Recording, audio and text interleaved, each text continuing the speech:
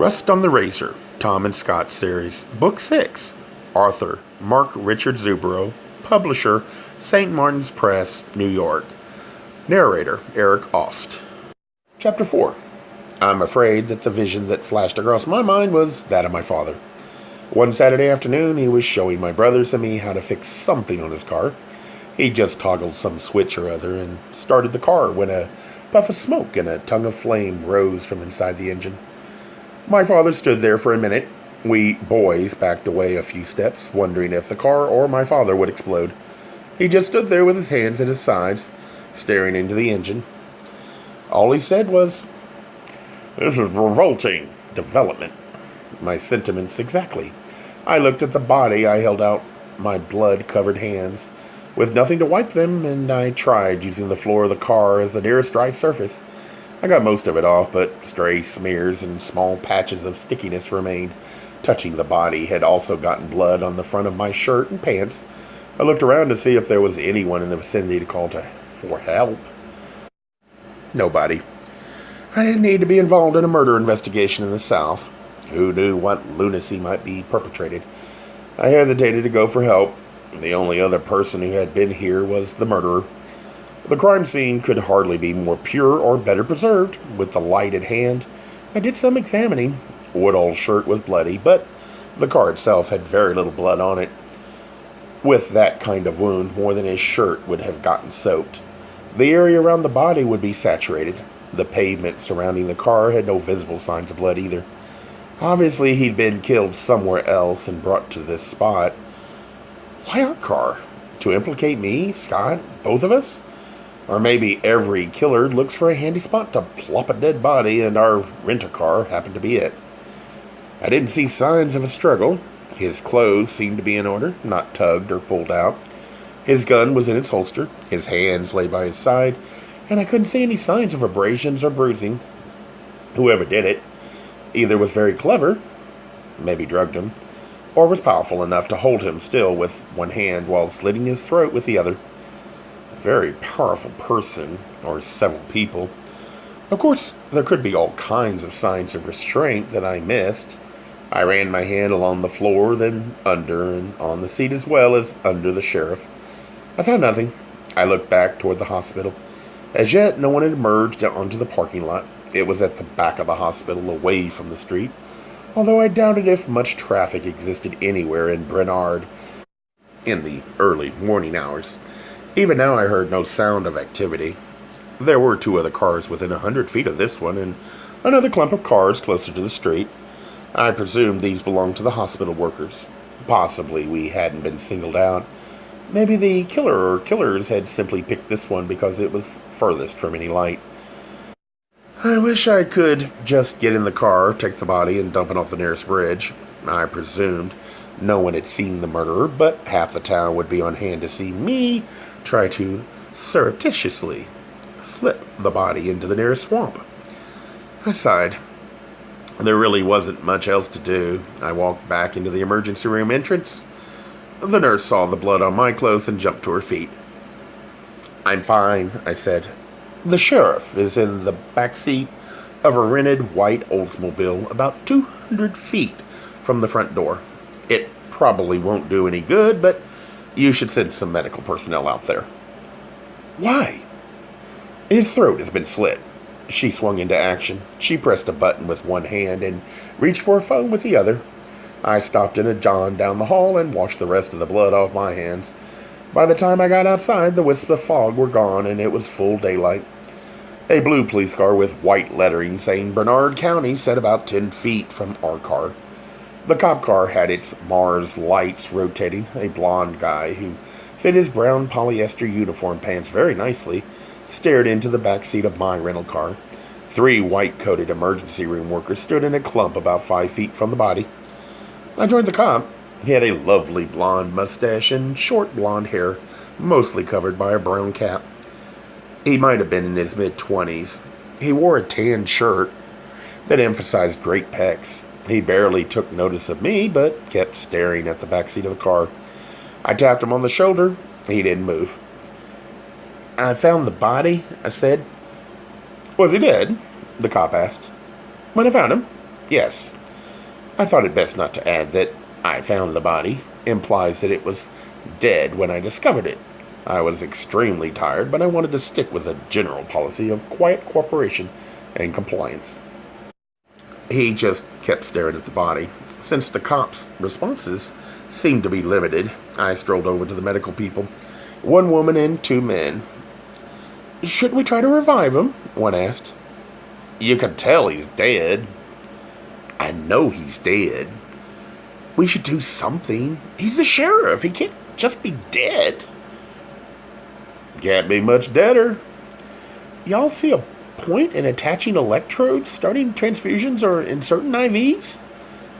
Blood would just flow right out again. That they could recognize dead when they saw it, I thought was a plus. Another cop car drove up. A very slender, dark-haired guy got out. He seemed to be about the same age and height as the blonde. What's up, Harvey? He said to the blonde. Harvey pointed. Sheriff's dead. The new guy walked up to the car, opened the back door, lifted the sheriff's head, and whistled. He rejoined Harvey. He's dead, all right. I was pleased at this new confirmation of the obvious. This is going to be big news, the dark-haired one said. Every official in the county is going to want to be in on this one. I wasn't sure which one I wanted to interrogate me. The dark-haired one's hips were narrow and his shoulders broad, but the blonde had lovely muscles. I doubted they'd let me choose. Mostly I stood around as a crowd gathered, and what must have been half the officials in the county examined either the body, the car, the ground, or all of the above. In general, doing everything but preserving the integrity of the crime scene. Several herds of demented elephants on their morning stampede couldn't have obscured the evidence any more than these people did. No one suggested we adjourn to a nice air-conditioned car or building to avoid the heat and humidity, already unpleasant at this hour. Around 10, a lean, grizzled man with dark circles under his eyes drove up. He wore a very light gray suit and tie. His full head of hair was cut short and was totally white. Everyone stepped back and allowed him space. They waited for him to speak. He barely looked at the back seat of the rental car. The first thing he said was, Cody, cordon off this area, move all the people back, including the doctors and nurses. The brown-haired guy moved to obey. So Cody was the name of the slender, broad-shouldered one. The older man put his hands on his hips, gazed at the sky, the surrounding buildings, finally the pavement and the car. He saw me and walked over. You found the body? I hadn't seen anybody tell him. Somehow word got around in this town, as if everybody had their own Burr County CNN antenna attached inside their skull. I nodded. I'm Wainwright Richardson, the county coroner. He did not offer his hand to be shaken. I take over when the sheriff is incapacitated. I'll be handling the investigation. I want you to give your statement to Harvey. He pointed to the blonde. At this moment, Scott approached me from across the hospital parking lot. How's your dad? I asked. Still breathing on his own. Shannon and Hiram were with him. They told me Peter was dead. What happened? I found the sheriff in the back of our rent-a-car. Rent-a-corpse? Whichever. He was very dead. Harvey strolled over. I liked the way he hooked his thumbs on either side of his oversized buffalo head belt buckle. He pointed at me. I want to talk to you. Don't worry about me, I said to Scott. I'll be fine. Get back to your dad. Scott hesitated. It's okay, I said. Everything will be all right. He still hesitated, but Harvey placed his hand on my elbow, less than a yank, but more than gently, and led me toward a cop car. I was sweating in the morning heat. The parking lot had no shade, and I could already feel warmth from the concrete radiating through my shoes. We sat in the front seat. He took a hand-sized notepad from the dashboard. Can you turn the air conditioning on? I asked. Listen, faggot. Everybody knows what happened yesterday between you and the sheriff. If I could hang this on you, I will. The towering anger triggered by that kind of unfairness ran smack into my cooperation vow and my good sense. Calm was absolutely essential at this point. I said, Officer, I'm willing to do anything I can to help. I found the body. I had no reason to kill him. I barely knew him. I've been at the hospital all night. It would help me if you didn't address me as faggot. I don't give a shit what would help you. The sheriff was my coach in high school and my friend. He helped me get this job. He's dead, and I'll call you anything I want. Just answer my questions. Am I a suspect? Don't start that lawyer shit with me. Just talk. I want everything you did last night in order. He held his hand poised with pen over pad. So I told him. Just to be nasty, I spent an inordinate amount of time trying to snatch glimpses of his polyester-covered crotch. This is a great way to make a straight man feel uncomfortable. Once he caught my glance and quickly looked away. By the time we were finished, I'd sweated through the back of my shirt and the seat of my pants. The window on my side faced the east, and the sun shone in on me. The open window let in what little breeze there was. Harvey flipped his notebook shut. Stay there, he growled. He got out and walked directly to the corner. During the interrogation, someone had been taking crime scene photos, and another person dusted for fingerprints. I gazed at the assembled mass of gawkers. More vehicles had arrived, including an ambulance and one more cop car. 25 feet away, a crowd of 30 or 40 people stood behind yellow crime scene tape. As each new spectator arrived, the car where the body still sat in the heat was pointed out, and then fingers would swing in my direction. I saw Clara Thornton in earnest conversation with Wainwright Richardson. Minutes later, I spotted Scott trying to enter through the police cordon, but Cody stopped him. No one seemed to be noticing me, so I got out of the car. I strolled over to Scott. News on your dad? I asked. I was just upstairs. Nothing. You look miserable. I've been sweating in that damn car. Several officers noted us and pointed. Cody, Harvey, Clara, and Wainwright moved toward us. The crowd behind the police cordon surged in our direction. I saw teenagers and little kids on bikes, older women in sun hats, young men and women in jeans, and elderly couples in khakis. I guess there isn't an approved gawker at tragedy uniform. I observed the approaching mass of officialdom. It's the cavalry, I said. And I don't think they're riding to the rescue. Over their shoulders, I could see Sheriff Woodall's body being placed in a body bag and into an ambulance. What's happened so far? Scott asked. I was questioned. They should be done. I never got your stuff from the house. No big deal. When the group of officials arrived, Richardson said, Mr. Mason, we want you to come down to the police station to sign a statement. We also will have a few more questions. This has gone on just about long enough, I said. I'll want a lawyer present, and I'll need to make some calls. The three others looked at Richardson. He gripped his chin in his hand, nodded slowly, and said, We'll decide that when we get to the station. I didn't like the sound of that and began a protest. So did Scott. But two cops positioned themselves on either side of me. They didn't cuff me, but I wasn't free to leave either. I'll get you out, Scott called to me. Call Todd Bristol, I shouted back. Todd was our lawyer in Chicago. I was beginning to dislike this big time. I was placed in the back seat of Cody's police car. He did not turn on the air conditioning, but the rush of the wind through the open window as the car moved gave some relief. I said, So Cody, how about them Braves? Shut up, asshole. Tension-relieving chatter was not Cody's long suit. The drive of a few blocks took only moments. Cody led me up the steps of the police station. It was 2 stories tall with 4 windows on both sides of the front door. The woodwork around them was painted white. It could have used another coat. Inside, the linoleum floors were faded yellow with black flecks. Pine-stained dark brown covered the walls. Halfway to the ceiling, the upper portion was painted pale beige.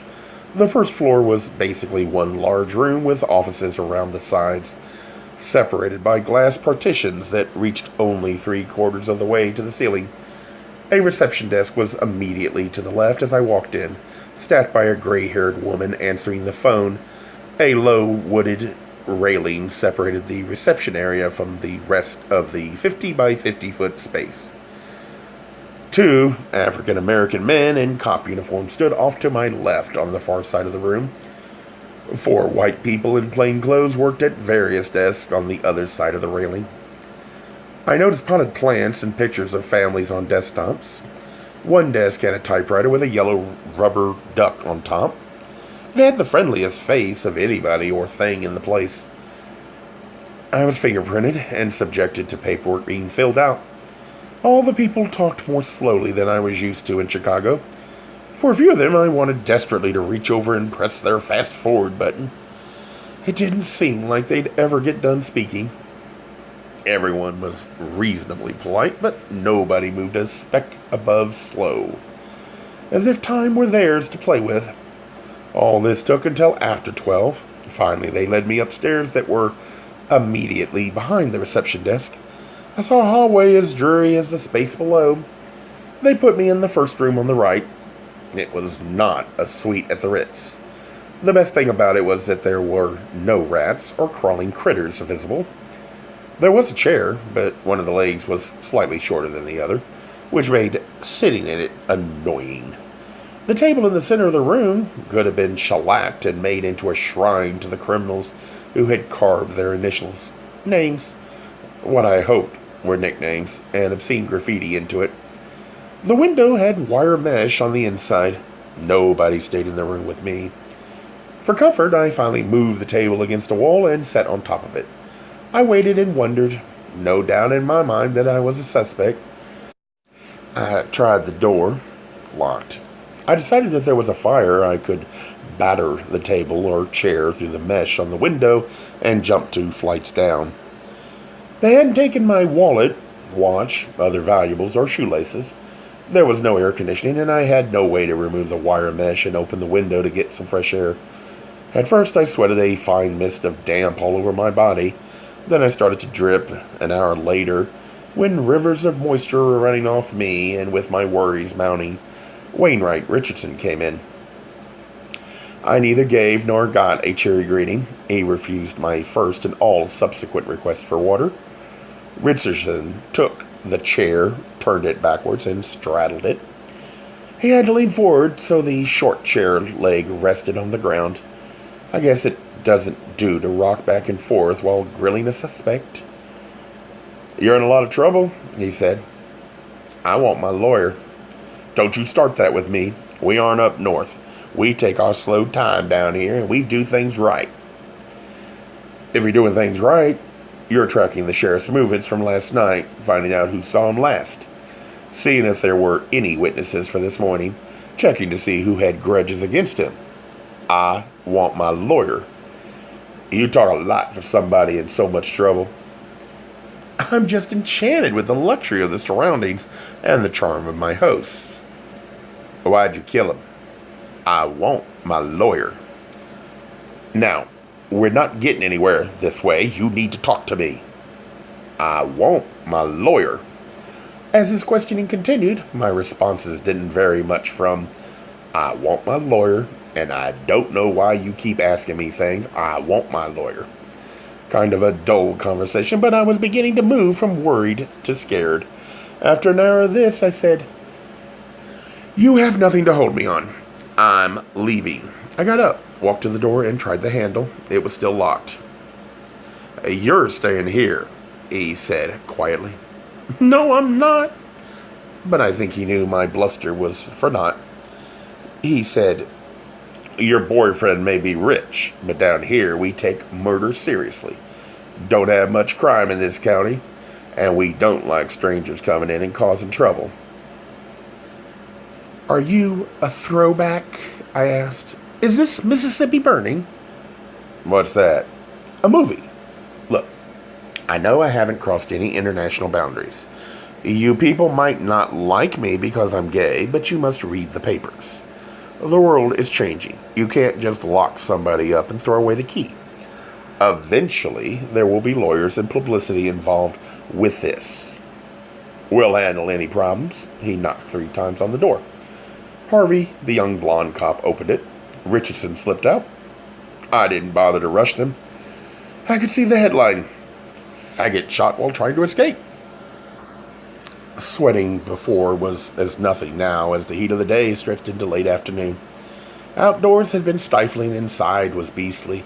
During the next hour, I took my shoes and socks off, let my shirt hang open, and contemplated stripping down to my shorts. For the hour after that, hunger and especially thirst became massively important as I tried to think of all the long, cool drinks I'd ever had. The third hour had me in my underwear. I sat on the floor with my back against the wall. I shut my eyes and must have dozed because I woke with a start as somebody rattled the doorknob. I did not leap to my feet. I wanted a drink of something and didn't care who saw me nearly naked. The door opened and I thought, this is the end. The man who stood in the door looked like the warden from the movie Cool Hand Luke. Only this guy must have been in about his 60s. He was a mousy guy with a hat, a short-sleeved shirt, hands on his hips, and an arrogant air. I glanced over his shoulder for a man in mirrored sunglasses who would be toting a shotgun. I expected him to speak in a reedy, whiny voice, the first words of which would be, "What we've got here is a failure to communicate." He gazed around the room, caught sight of me on the floor, and said to someone behind him, "Get this man some water, and I want a fan in here now." He propped the door open with his briefcase, bent his pudgy frame down next to me, and offered me his hand. "You okay, son?" he asked. "I think I'll sit until the water gets here," I said. He nodded and went to the door. A pitcher of water, a glass, and a fan were brought in by a lanky teenager. "Thank you," my savior said. The kid scuttled out. He poured me water and handed me the glass. I gulped greedily. "I'm Beauregard Lee," he said. "Call me Bo. I'm a lawyer. I got a call from Todd Bristol. We went to law school together. Don't tell him I told you, but he was my first lover back when dinosaurs ruled the world." He plugged the fan in and aimed it so the breeze hit me directly. I drained the water from the glass, poured myself another. "Took me a while because I had to drive down from Atlanta, and I can't stay long. I've got to get back for a huge case tomorrow, and I don't do criminal law, but Todd said you were a sister, and I know how these backwoods towns can be. The death of the sheriff was on the news stations." "I haven't been charged with anything yet." "Not from lack of trying." "Huh?" I felt somewhat better. I reached for my pants, stood up, and pulled them on. Bo looked disappointed, but didn't comment. He said, "The only thing these people have done all day is try and tie you to the murder. Every step you and Scott have taken since you got here has been investigated. What they don't have is direct evidence linking you to the murder." "I didn't do it." "I understand. They don't. They know you're gay and you're a stranger. You corrupted their favorite son, led him to Sodom." "He was more than willing." "Yes, but they don't want to know that, or won't accept it. The big cities and evil ways have stolen him from them. There is a lot of affection for Scott Carpenter in this town, as you can imagine. I remember as he was growing up reading about him in the Atlanta papers as all-state everything. He was gorgeous then." "How is he?" "He's been downstairs most of the afternoon. He's been trying to get to see you." "How's his dad?" "I don't know. I told him to go back to the hospital and that I'd call him as soon as something developed here." "What's going to happen to me?" "The only thing that stood in the way of you being arrested so far, as I can tell, is that the district attorney is a young fella just out of law school, and he isn't as prejudiced and narrow-minded as these others. He's a part-time preacher at the local evangelical Christian Reformed Nazarene Church." "That doesn't sound promising." "He's totally new on the job, which is somewhat good. He doesn't want to be made a fool of in court. He knows he has to have a case. He wants to go exactly by the book, and going by the book at this point for you could be a very good thing." I stuck my feet in front of the fan and began to pull on my shoes and socks. "Any chance I'll be let out of here?" "I should be able to get you out without you being charged. If they find enough evidence to arrest you, that's a whole nother thing, as I'm sure you know. But this has been long enough." It was after 5 by now. He asked me what had happened from the moment we got to town. I told him. When I finished, he said, "Come on with me." They wouldn't let me out the door earlier, I said. Stick with me. Bo took me by the elbow and walked me past the young blonde cop. Harvey shuffled uneasily, but let us pass. He followed us down the stairs. Bo stomped at the bottom of the stairs and gazed across the room at Cody, the dark-haired cop. Bo said nothing, just nodded to himself, and turned to the reception desk. Violet Burnside was standing near the reception desk. She wore tight short shorts and a halter top that emphasized her enormous endowments. Her hair looked artificially colored, and I thought I saw lines around her eyes that her excessive makeup almost completely concealed. She was speaking to the receptionist and several men in sport coats. I presumed they were plainclothes cops. She giggled and then simpered at them. Once they noticed us, they all stopped talking. Wainwright Richardson came out of an office near the back. He strode to the railing. His eyes kept one continuous glare on Bo. "May we leave?" Bo asked. "Your client may not leave town. Any attempt to remove him from this jurisdiction will result in his immediate arrest." "Thank you, Mr. Richardson. I understand. We want to be fully cooperative." More dagger glares as we left. Outside, even the humidity felt good for at least the first couple of minutes of freedom. We stood in the parking lot. "What do I do now?" I asked. "I'm not sure. You're still in danger, and not just because of the murder. You've got more to worry about being permanently gay. Most people in the South are reasonable, however. As anywhere does. We have our share of lunatics. Try not to be in the countryside alone after dark. Carrying a gun is iffy. Do you have one?" "No. Scott's family might, out at the old farm." "Too long of a wait for a permit for you to carry one, and if you did, it could be an invitation to a nut to open fire. Or it could protect you. Of course, if they caught you with one without a permit, they could lock you up for that. Try to be with a crowd at all times. You might think of hiring a private detective." "A local investigator? You're seriously suggesting I trust somebody in this town?" "Other than you and Scott, there isn't anybody in hundreds of miles that I would trust." Both sighed. "I wish you could leave. I wouldn't want to go with Scott's dad being ill. Your lover is also in more danger now." "But we haven't done anything." "You're a living, breathing, openly gay man, and this is the rural South." Jody the cop walked out of the station with Violet, who certainly looked like she knew how to get a straight male's testosterone flowing. She stood close to him, her thigh only a small shaft of daylight away from his crotch. She ran a fingernail down his chest and only stopped when it reached his belt buckle. He grinned and she giggled. "Touching scene," Bo said. "You stared at him after we came downstairs." "Any gay man would, but it wasn't just because of that. Either his exact twin or, as stud likely, that man dances every first and third Saturday night at a very exclusive gay men's club in Atlanta. Mr. Likely ends up wearing only a fishnet G-string when he's done stripping." "He'd make a great stud, likely." "I'd say so. I heard Mr. Likely had some mysterious background from a few of my friends who could afford his after-hours services." "I don't think I'll ask him." "You might. Somebody had to commit this murder. One handy way of getting yourself off the hook would be finding out who did it. People with secrets are a good place to start."